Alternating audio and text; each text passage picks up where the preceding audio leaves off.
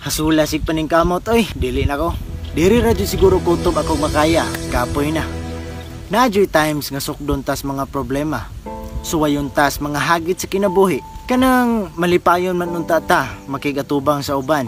Pero kung maginusara na ta, huot kayos dughan. Umabot sa point nga makaingon na lang ta. Sa kadaghan, anong ako pa man. Then magmukmuk sa kwarto nga ngit-ngit. Ug murabag wala na'y kahayag nga nakita ug masampit. Kabalo ka, gusto lang na akong isulti sa imuha.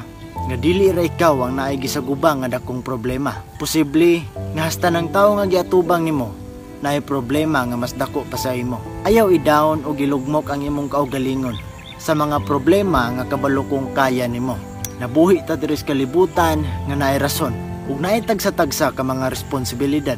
Sa unang pagbuka pa lang nato sa atong mga mata, nakasuwat na atong linya ning kalibutana. Pagsuway og problema, timan permi, maka-feel ka worth it. Kung ugma dayon, makuha nimo imong mga gusto. Kabalo kong lisod, pero part yun na siya life. Ibutang sa imong hunahuna. Nga kana ganing dagkong dato, millionaires, billionaires. Nagproblema pod gani na sila. Kita pa kaha nga tagalapalapara. Ruha pa gyud gani siguro takabot sa lapalapa. Maong ayaw padala sa gidala nimong problema. Laban lang, kay way pagsuway nga dili makaya. O tinuod, layo pa ka, pero karon pa ba ka muundang nga layo na pod ka kung diin ka nagsukad. Hinomdom may permi nga dili ka malingaw sa duwa kung dili ka ma-challenge.